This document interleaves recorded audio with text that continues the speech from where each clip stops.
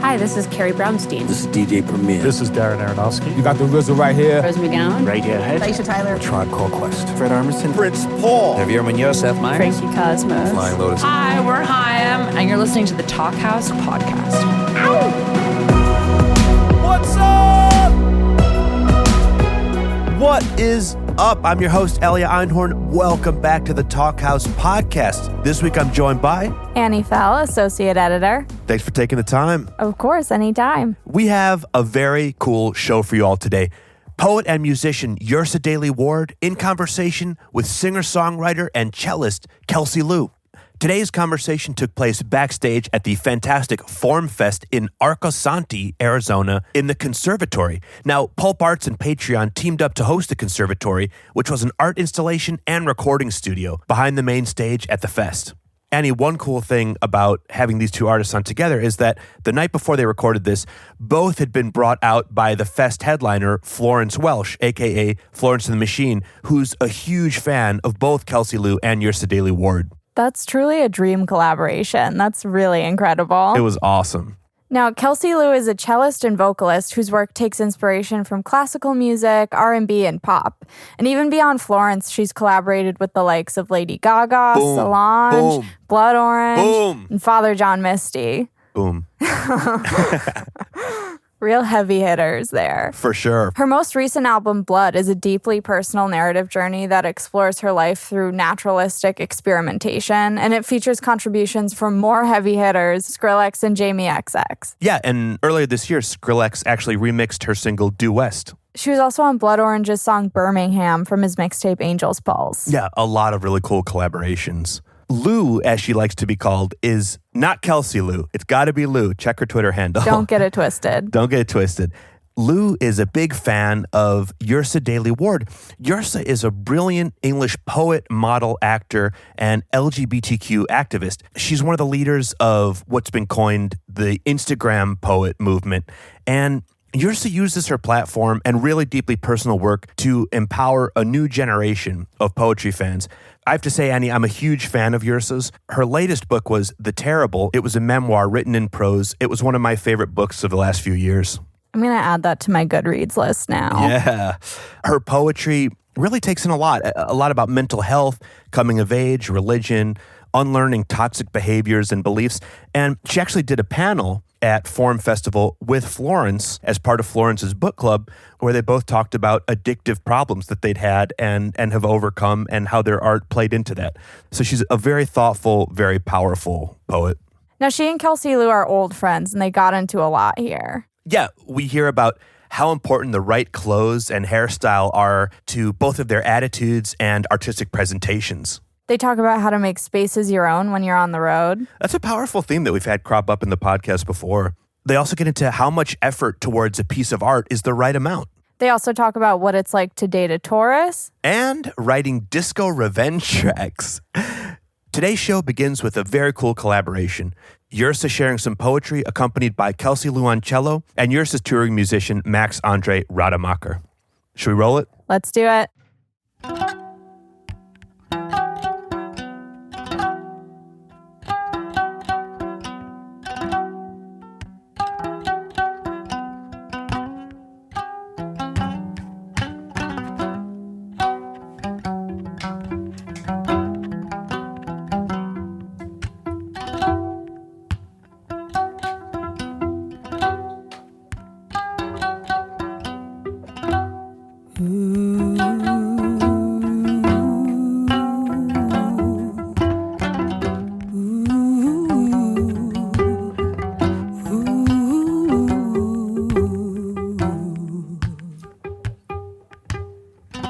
You grow up in a place where people fight.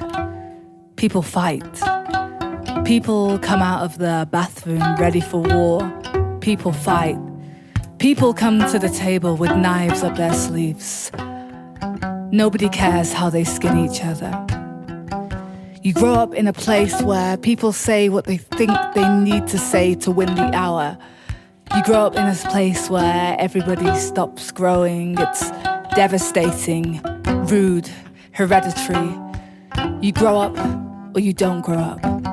You stay in a place where people help themselves to the last of the things that they think they need, fall apart in the kitchen, take bloody hostages and kill each other slowly, where people snip their sentences into angles, where people leave but not quickly enough, where people die in agony on the linoleum floor. You forget how to grow and it's almost forever. You move out to a place where no one comes around on a Sunday. You eat alone in your room and never for fun. You grow complicated with awful, awful potential. Watch out. Catch yourself falling. Catch yourself falling. Apart. Mostly in the mornings.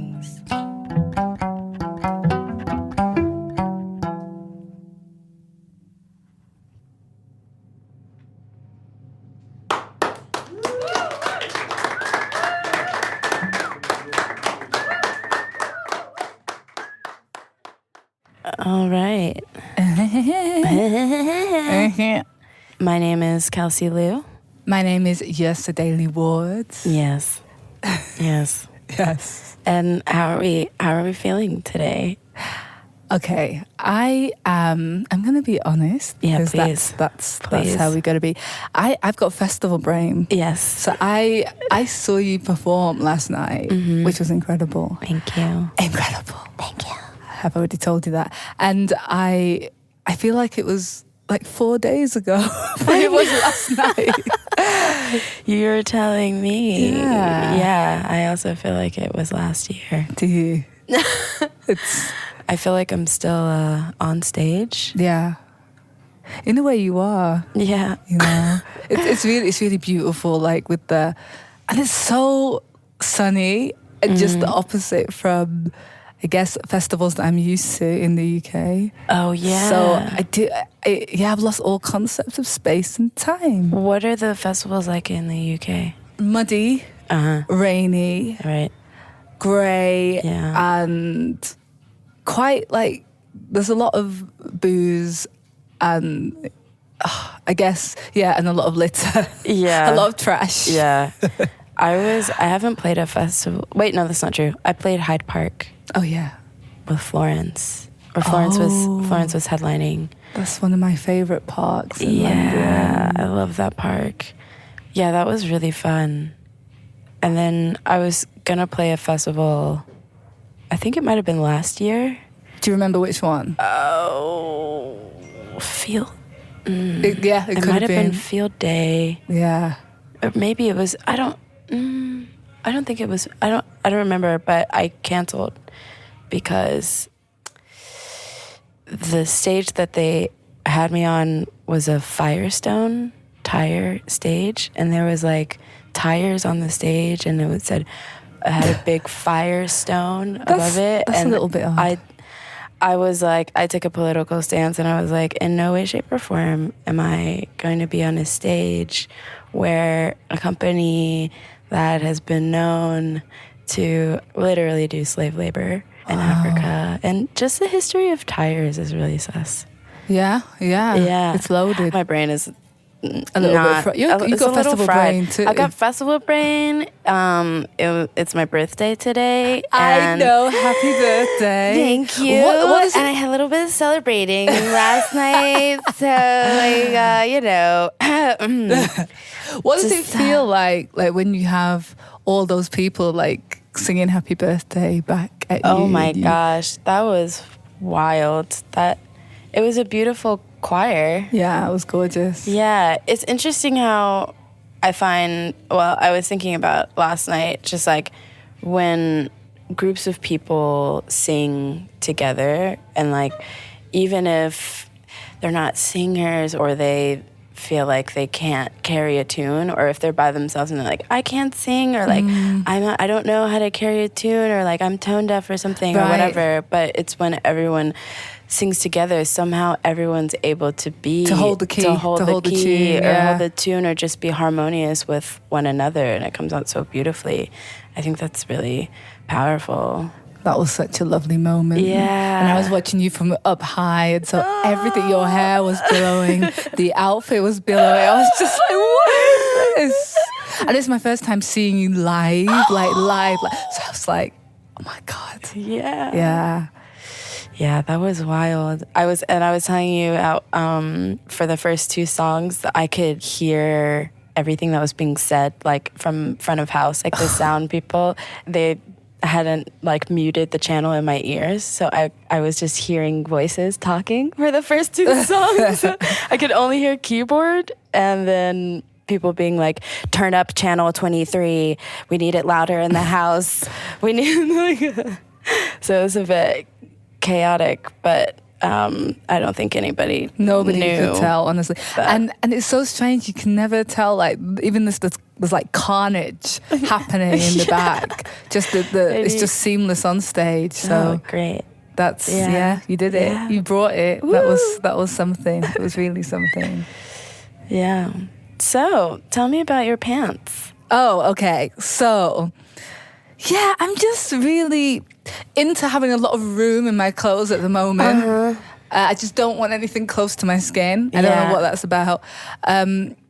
But these are made by someone called Mikey Ray DeVries. I hope I've got his name right. And it's under a company called Not Very Well, who my dear love back in London kind of curates. So he sends me all these clothes. Sometimes he puts my poetry on his clothes. Oh, that's so sweet. I love it. I love personalized clothing. Yeah. Yeah. I had the band outfitted.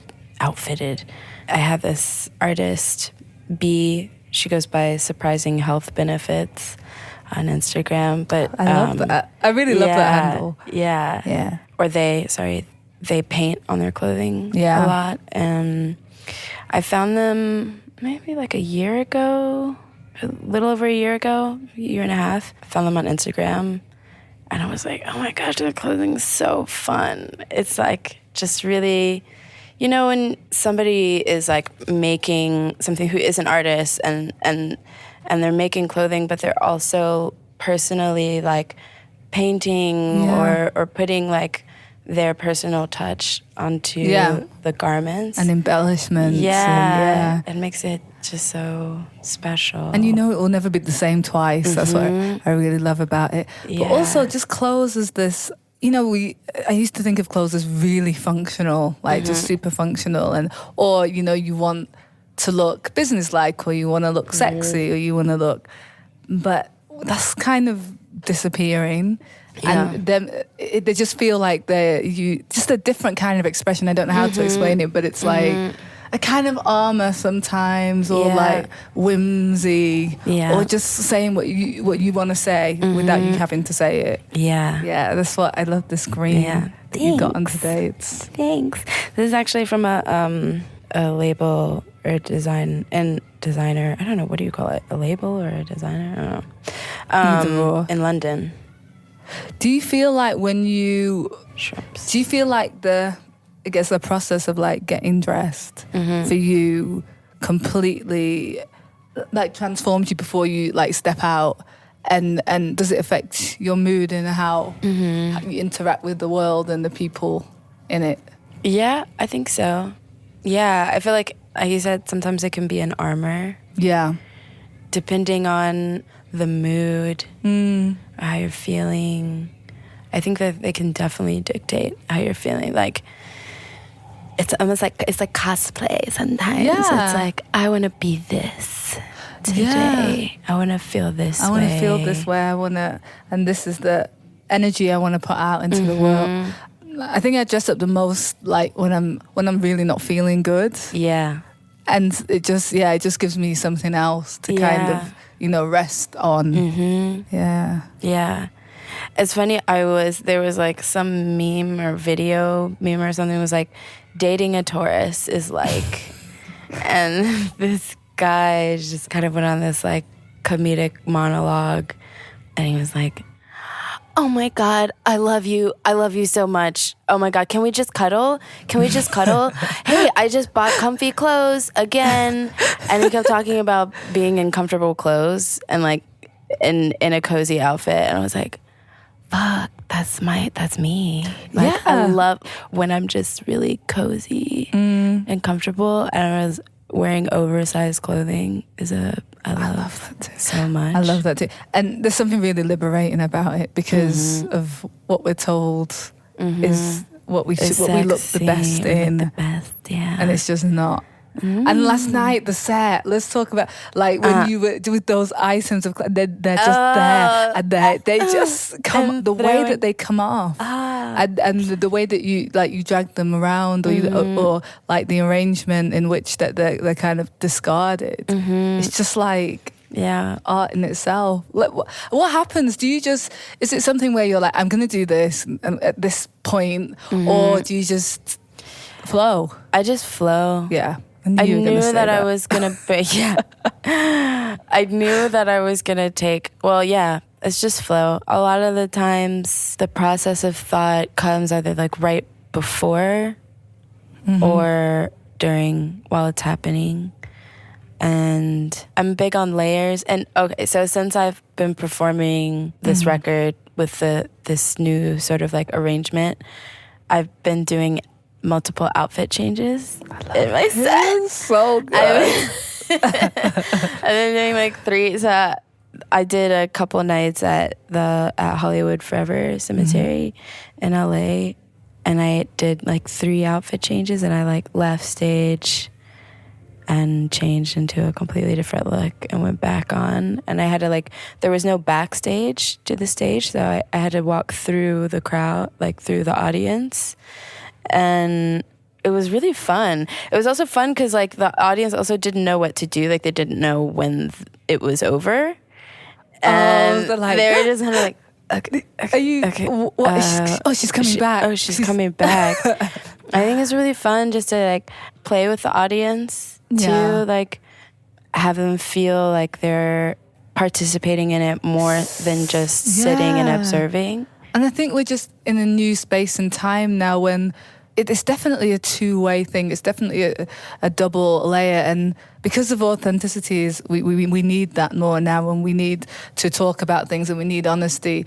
I see that in your performing, like you interact with the audience. The audience is they're observing you and observing themselves as well. And you're very much a part of them, which is just this amazing just dialogue. Yeah. It makes people feel really alive, and like they come away and they feel like they've experienced something instead of just watching. Yeah. Well, let's talk about your performance. I've never seen, I didn't even know. You're a rock star. Thank you very much. Yes. Well, we all only just like, it's funny, Max and I got to know each other Max says it's 5 years. I don't think it's 5 years. I think it's like 3.5.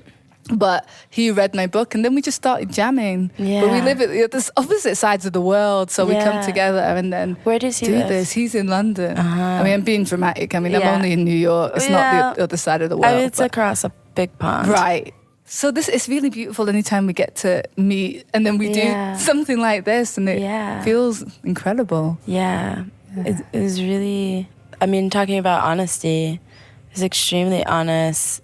I mean, your work is so vulnerable. The way that you so simply state exactly what it is that I feel like so many of us just naturally are feeling or thinking, but don't know how to put direct words to it.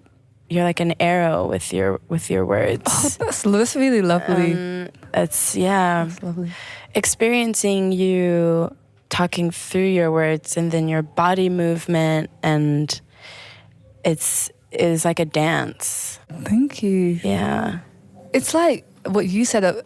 I think we were talking about it yesterday as well. We in this panel, but it's like you allow something to flow through you and get out of the way, and just like let yourself, because we do this thing, don't we? Like in outside of this, where you just second guess yourself and you don't let your essence come through. And I think the stage is like such a wonderful place to just let it all go and just like leave it all there. Yeah. I love that feeling. I really do. It's a great one. So where are you going to perform next? We're going to perform in New York, in Williamsburg next week. We only found this. So it's at the OK Space. The OK which Space. Is, I don't even know. All I know is it's in Williamsburg. Okay. I'm still getting to know New York. Yeah. It's just been a year being there, but I'm always away. It's big. Yeah, and then you're always away. So I don't know. I need to just walk around with a map and really get to know places further than like my own street. Yeah. Which is the extent of it right now. I mean, it's hard, especially when you travel so much, and then when you get back, you just want to be home, or you want to be in the vicinity of where your home is. You do. Do you feel like discombobulated, like? Because you're here, you do that. Your show is so huge, and we're doing so much. When you go back to LA, or you get to New York, do you ever just think? You sit there and you think, what? I don't know where I am. Yeah. Sometimes it feels like that, but I think I've been traveling and like touring for years, and through all of it, But I also think ever since I was little, I was really keen on making a space, whatever space I'm in, mine, and finding ways to bring different personal elements into them to make it feel just like to acclimate myself to wherever I am, whether it's like I take certain incense with me. Yeah, to get everywhere, that smell of home. To get the same smell. Yeah. I have like little stuffed animals. That's really cute. I love that. And you put them everywhere. And and things that like friends have made me, or like just little things that I can travel with. Yeah. To make it feel like wherever I am, it's home. Things to ground you. Mm-hmm. Yeah, there was I used to work with this like I'm a healer. I'm not, but I used to work with this spiritual lady who said always do that, like have a box of like your incense, your chocolate, your room spray mist, your things that are just gonna, your silk pillow. I need a silk pillow for my hair. Oh my God. Did you come with yours? Did you come to the festival with your silk pillow? I didn't come with my silk pillow. I would have given you one. I had two. I mean, there's one more night. I know, it's true. But I do have a silk scarf. Okay, that I put over the pillow. Oh, you're good. You're good. Yeah. The silk pillow's for like lazy people. Silk pillow, though, is the way to go. I actually need it, because if I don't have it, it's going to be issues. Yes. People don't understand the hair thing. No, they really don't get it. How it takes care and commitment. What's the longest your hair's ever been? The longest it's my natural hair in its natural state. It's been maybe about here, so I don't know how many. Mm-hmm. So bigger than the Jackson 5 in their heyday. But not as big as yours. Mine's pretty big right now. Yeah, but this isn't my natural hair. You got some wig. Some help. I had some help, which I love, which looks awesome. Yeah, I love the way there's just help, and it transforms. It transforms us, doesn't it? Yeah, yeah, it's true. Actually, when I moved to New York, was like when I started wearing wigs, because I had my first ever like studio, like a place I would go to practice and stuff. Yeah, and it was in Bushwick, and I would take the bus. I was like living in Greenpoint. I love Greenpoint. Yeah, I love Greenpoint too. I was living in Greenpoint, and so I would take the bus there, and then I would have to walk down Broadway for maybe like 6 blocks. And I would pass by this massive hair shop that had like so many wigs in the window, and I was like, oh my God, these look so fun. And so I started buying them, and I would, like, on my way, I would take them to the practice room, and I would just like wear them while I was jamming by myself and get into these different like moods. Right. And it is true, like when you put it on, how much it transforms you. It does. Into just whatever character you want to be or feel. Mm-hmm. And that's when I started rocking the wigs. Do you know what I find really strange? Is that those characters are all in you, and they come out when you see something in the mirror or whatever that looks like you think that character would be. But then all the time we're walking around with all these people or iterations of ourselves in ourselves, which is wild. Wild. Yeah, it's wild to think that you can only. There are people or times or phases when you only allow like the spectrum of who you think you are to be like super skinny, and there's all of that just there if you play. Yeah, if you play. Yeah, it's so true. I feel like with that layering in music for me is a way of like kind of speaking on that. Right. How we all have multiple layers, and even like last night within the layering of like pulling off and of changing, it's like we're like onions, and we have so many layers that we can peel at any time. And some of them make you cry. Yeah, so some like of them onions. make you cry. Yeah. But I think there's, for a lot of people who just stay stagnant in one state of being, it's just there's a lot of fear of discovering or unveiling layers within self that I hope, I think that mankind needs to just open themselves up a bit more. And I think that once you start doing that, it's like, you have a greater level of empathy.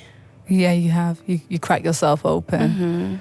I think that in every case where in life that I've been disappointed or just I don't really regret things, so I don't want to say regretful, but my lowest points in life have always been down to fear. Like fear has been like the worst enemy for me all the time. Anytime I've not been afraid, anytime I've been afraid, to be honest, is the time when I've just not honored myself. You know?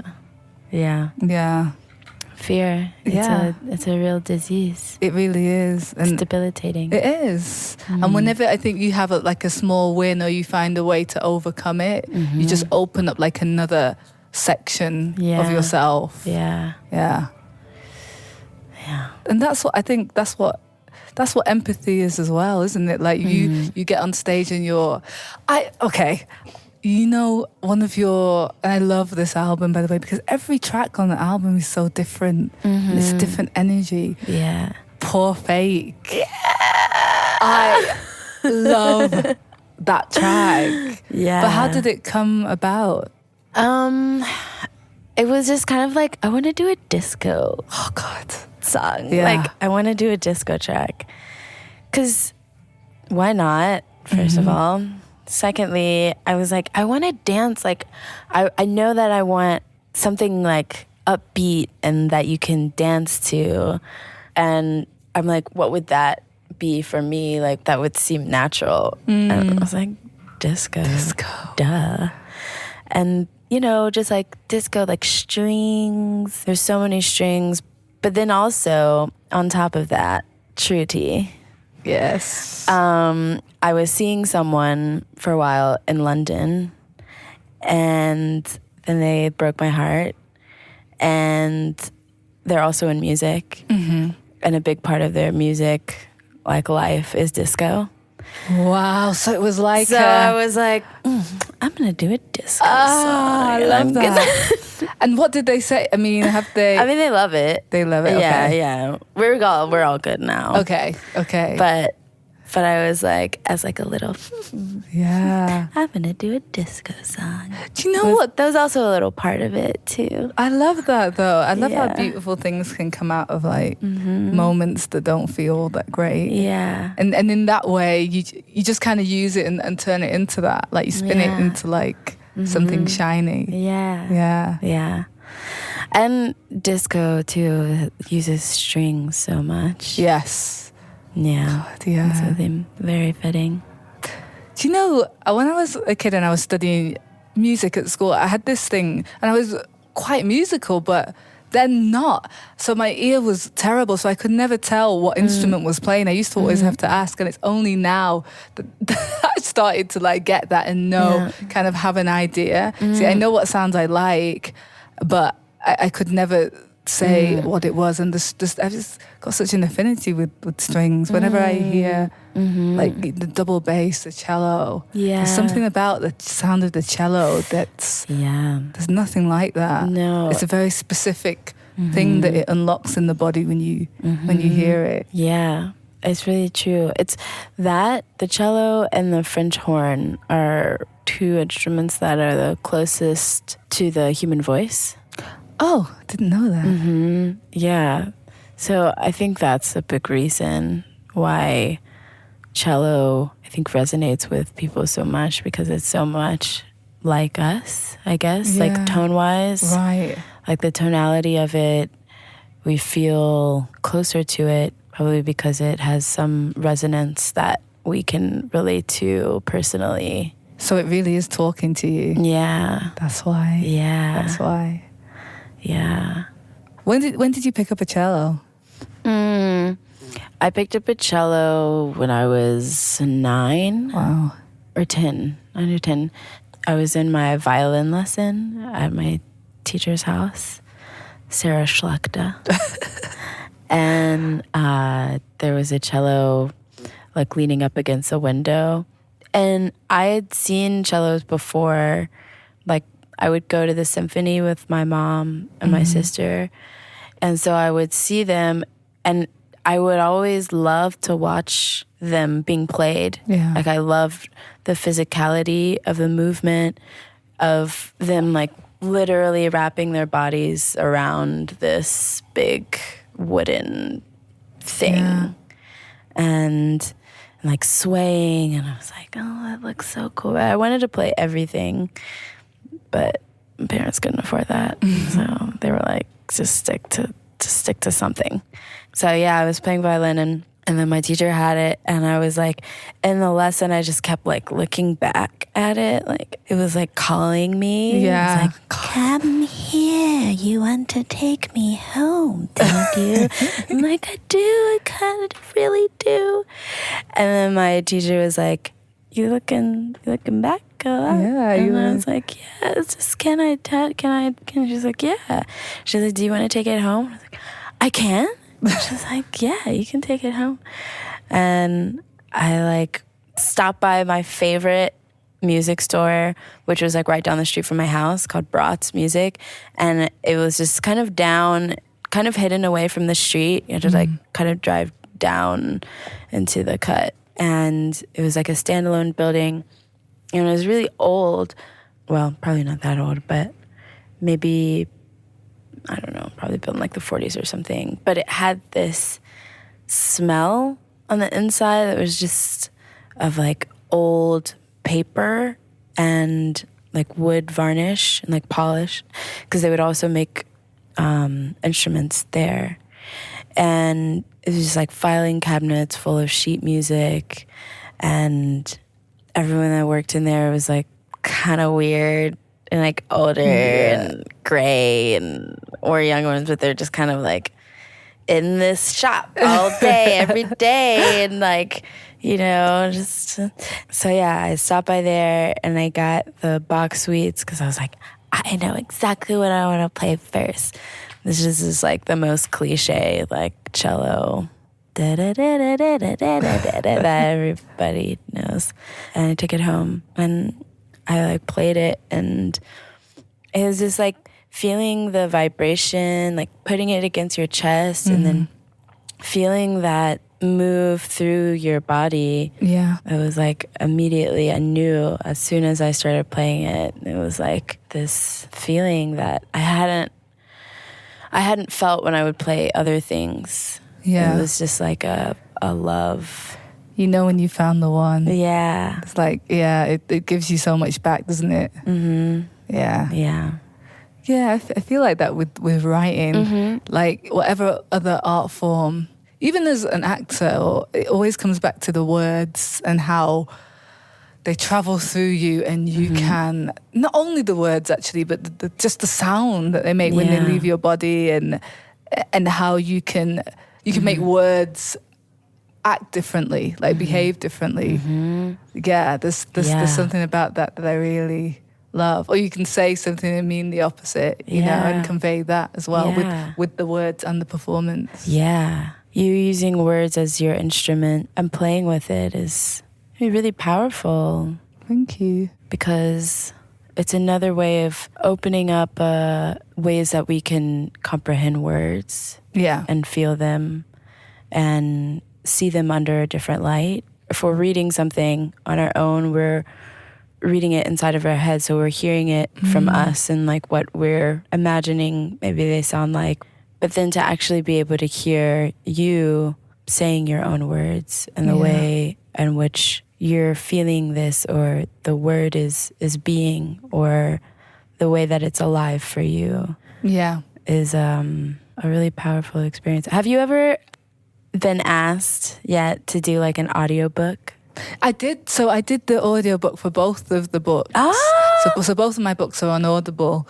So with Bone, the first book, it was like a walk in the park. I was like, I perform these all the time. It's fine. We only needed a couple of hours in the studio to do the whole book. Like, because, you know, it's cool. It's fine. I'm used to those words. But when I had to do the audiobook for The Terrible, energetically, it was so intense because, you know, whatever's there travels through you. You write the words, and it's memoir, right? So there's loads of gritty and like terrible things in there, you know, terrible in inverted commas. But actually reading it out loud, like the whole book, and I think we had 2 days, two days in which to do it. It was. It was exhausting. Yeah. I was like, what has all this happened? Because when it was traveling through me, I was like, yeah. And then I'm writing it, so I get to like enjoy the descriptions and so I'm not caught up in the story. I'm really not. You know, it's happened. It's not now. But reading it, I was like, by the end of some of the paragraphs, I felt like my soul was gonna was there on the table. You know, it was interesting. Yeah. But fun. But just in a different way. It just demands something different. Yeah. And then for you, how does it feel when you're in a studio, like recording it, and when you're on stage? Because stage is it's outwards. Yeah. And so I feel, first of all, you get so much back because there's this like wall of warmth and like appreciation in people. Yeah. So it's like it comes out and it just gets to be in the air, and like you watch it like settle on people. Yeah. Whereas in the studio, like settling on yourself. I'm just like in a little box, and it was a little box room. It was like the Penguin studio, and I was like, okay, do you want me to go again, or like, are we finished? Okay, chapter 26. A bit different, and I still, it's working with the voice, so I still really enjoy it. But it's, I mean, it's just so different. Yeah. It's very. How do you different. Feel? Yeah, when you're in the studio to when you're on stage, because it's a wild difference. Yeah. Do you still get that? Because I guess when you're in the studio, well, I don't know how you record, but I presume there'll be other people there, like you don't just do your bit. And then it's usually just me and one other person. Okay. I like it to be that way. If I'm working with someone else, if I'm working by myself, then it's just me, and I can just get lost in that. I mean, I love working alone. Yeah. Because I'm able to just like flow on my own thoughts. But when I'm working with someone in a studio, obviously it depends on who it is, but it's a different experience and completely different than being on stage. But it's also fun to be able to bounce ideas around with someone else. Yeah. And, you know, sometimes they're able to see things that you aren't, or hear things that you can't hear yet. Or that it's just having another brain in the room, a different channeling. But sometimes, like, if I'm, like, recording the vocals and I, like, think that I'm like, oh, that was good. That was was feeling that. And then, you know, if I say I'm like my friend Roddy, who I did a lot of the album with, you know, he'd be like, I just, you know, I think that you could maybe try it this time. I'm like, well, I mean, I thought it was great, so I'm just gonna move on. we're just gonna move on. We're gonna come back to it. Well, it gets tense though, doesn't it? It can get tense. It can get tense because then I'm like, because I know it's not like he's like telling me what to do or is like doesn't think that I don't know what I'm doing or what's best for me. But it's having another perspective. Yeah. And you have to trust the person. You do. You really have to trust the person to be able to accept that, take it in. Yeah. You know, constructive criticism. It's so hard though, isn't it? Like not because you're so open when you're in the room and you don't know what else you have going on that day. So that's in the running in the background.